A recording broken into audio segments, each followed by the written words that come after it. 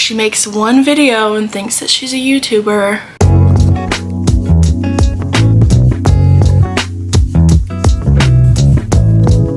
I went to go film another video and I just realized that it was not cutting it. I didn't like the quality.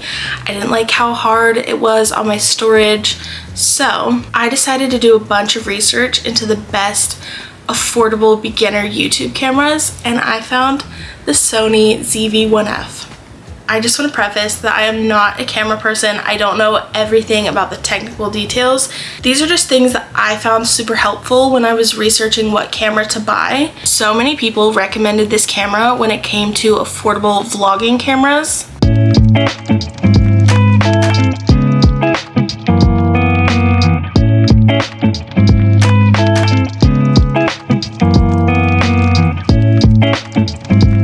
Sony ZV-1F cost around $500, which when I was looking into other cameras is pretty reasonable. You can get it in two colors. There's black and there's white. I got the black just because I felt like the white would stain reasonably easy. I honestly wish I would have just gotten the content creator kit because I then had to go buy extra batteries and buy an SD card separately, and I feel like it just would have been easier if I got the kit.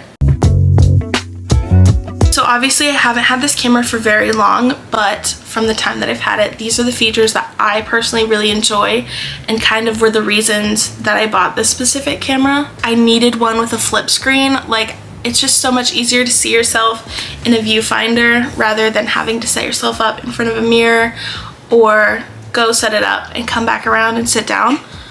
The viewfinder is also a touch screen, which is really handy when you have it flipped towards you and you don't necessarily want to mess with the buttons on the back side of the camera. I like that you can flip the viewfinder to face the camera so that when you throw it in your bag or when you aren't using it, that the screen isn't going to get scratched, which is very, very helpful, especially if you're going to be vlogging and taking it places. The other thing that is amazing about this is how lightweight and compact it is.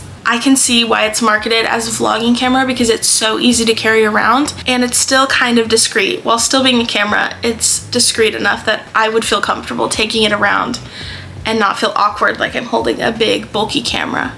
I personally enjoy taking my content off from the SD card and just putting it straight on my computer, but Sony does have an app that you can download onto your phone, so it Bluetooth connects and you can send whatever content you have on this camera straight to your phone.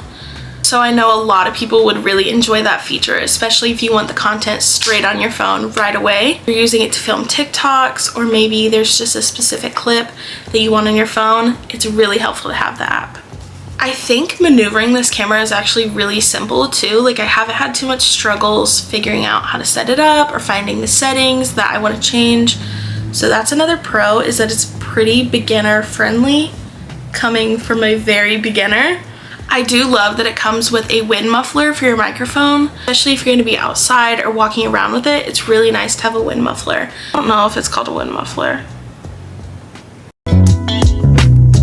Not really going to know all of the cons until I've used this for a couple months and really tried it out, but I have heard that people have a lot of trouble with the battery life. A full charge should last you about 30 to 45 minutes. Luckily, the batteries aren't too expensive. I got two extra ones for around $20 with a battery charger, so I think it's worth it in my opinion. Another con that I hear pretty regularly is that it overheats easily.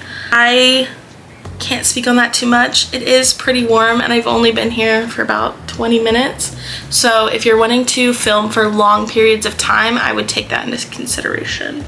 I would love to do another video about all the accessories that you can get for this, because that's where they get you. They make you buy the camera, and then now I'm like, I want all the accessories that goes with it.